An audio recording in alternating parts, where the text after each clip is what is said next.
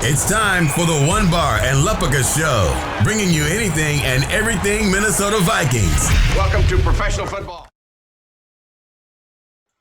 All right, welcome back to the One Bar and Lupica Show. I am One Bar, and in today's I forgot to introduce I'm you. Lupica.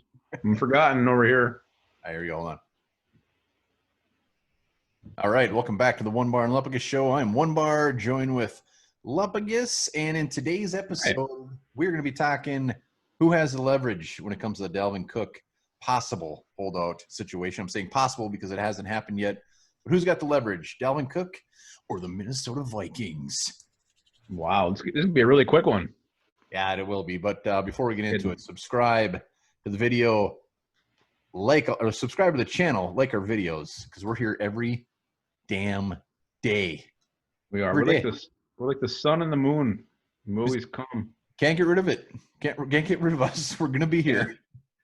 Not even with a big bottle of Neosporin. Oh God! All right, let's talk about this. And like you said, I think we're on the same page here. Oh, you know what? Before we get into this, we do have a trivia. Ooh, Dalvin Cook, Florida State alumni. Mm-hmm. Who holds the record at Florida State for the most rushing yards ever? Florida State Seminole. Who holds that record? I have a guess. A lot of good running backs went there. A lot of good running backs. All right, let's get into it though. Who holds the leverage? Let's look at it from both angles. Let's start off from the Viking side of things. Strictly the Vikings. Oh. No, let's start off on Dalvin Cook's side. Okay. So Dalvin Cook, his basic advantage is his talent and how good he is. That's what it boils down to. Alexander Madison does not provide the explosive ability that Dalvin Cook does. He's not the threat in the receiving game that he is. I mean, Dalvin Cook was the Vikings offense for a large portion of the season last year.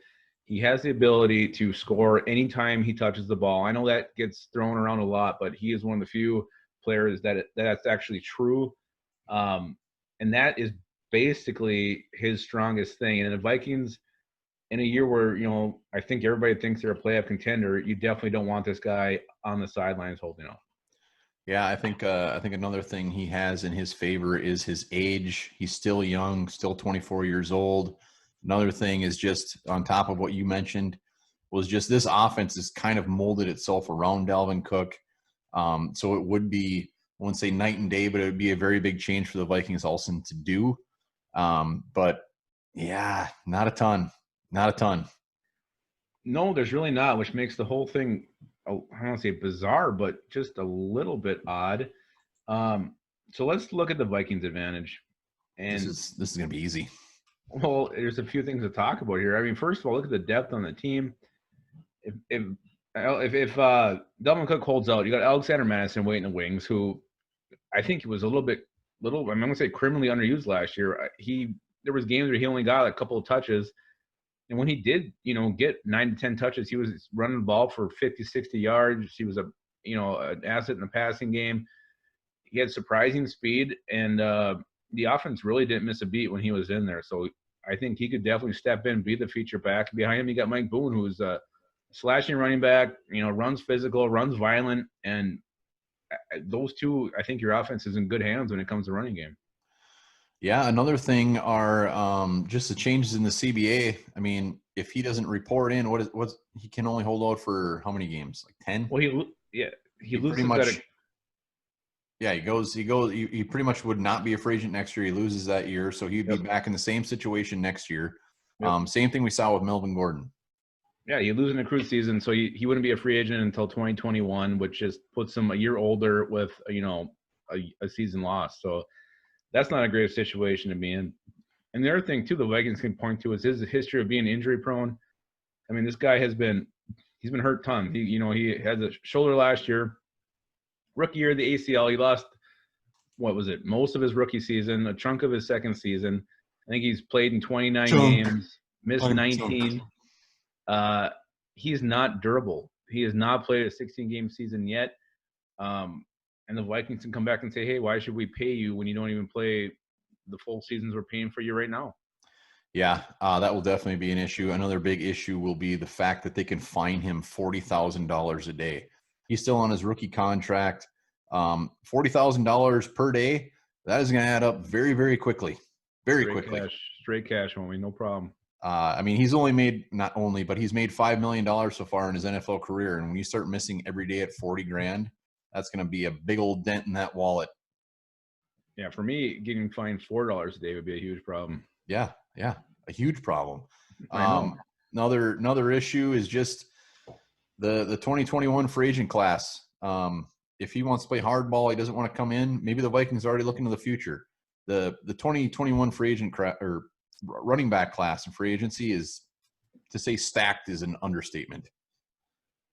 Yeah, and with the way they've been getting paid lately, no one's going to get top dollar. These guys are all going to get very contracts that favor the team more than it favors the player. So, yeah, I mean, we got Derrick Henry, Kamara, Joe Mixon, Aaron Jones, Chris Carson, James Conner, Marlon Mack, Kareem Hunt, Damian Williams, Todd Gurley, Leonard Fournette. I mean, this is insane. And with that many free agent running backs, these guys are going to getting paid nowhere near what even Dalvin Cook is asking for. We could get two of these guys for what Dalvin Cook is asking for.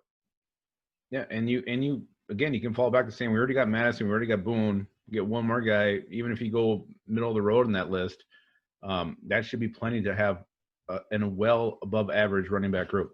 One other thing I got too is the Vikings have the ability to tweak this offense to be more pass heavy. You got Kirk Cousins at quarterback, you got Adam Thielen, you got Justin Jefferson, Kyle Rudolph, Irv Smith Jr. You can throw the ball with this group. Gary Kubiak, he's been in the league forever. He's a smart coach. He's not gonna, he will tailor his offense to what works best for what personnel he has. Obviously, he loves to run the football, but if you have the weapons on the roster to throw it more, that is something the Vikings can certainly do if they feel they're going to take a huge step back from losing Dalvin Cook. Yeah, and like you said in a previous podcast, is we've seen this offense without Dalvin Cook plenty of times with all of his injuries, and they've made do. So we know what we got without him. Yeah, so to me, I get why he's doing it. He wants this done now. I think it would have gotten done anyway, but he really doesn't have a lot of advantages, his whole camp. I mean, other than his talent, there's nothing here that makes the Vikings absolutely have to sign him immediately. I think when push comes to shove, I think Dalvin Cook will say he's going to hold out, but when it comes down to it, if he's not re-signed, something tells me he's going to be showing up there right next to Adam Thielen and Michael Pierce. Oh, I agree. He'll be in maybe camp. They'll carpool. But, still, I know I want him to be on a Viking for the next 5-6 years. I don't want to see him go after the season, sign with the new team. I want Dalvin Cook to be in purple. I want this to happen, but if he's going to play hardball, all he's got is a couple of softballs hanging there. Just a couple of softies. I'd love to have him come back. Let's give him $8 million. Call it good. Thank you. Bye. I agree. All right, so I got a trivia answer. I know. I want to know. Leading rusher all time at Florida State. So many good running backs. I know, and I'm thinking it's probably older than I'm thinking, but I'm gonna go Devontae Freeman. Devontae Freeman. Well, Warwick Dunn's definitely up there. Freeman is up there. But the all-time leading rusher at Florida State is none other than Dalvin freaking Cook. God damn it. Trick question. I should have known. Trick question. It was so easy. It was handed to you. You're a real sneaky bastard. You know that? Some might say I'm a stickler. Wow.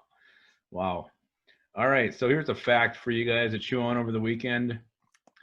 Next time you're driving down the country roads and you see a cow sitting there in the pasture, just remember this. Cows kill more people every year than sharks.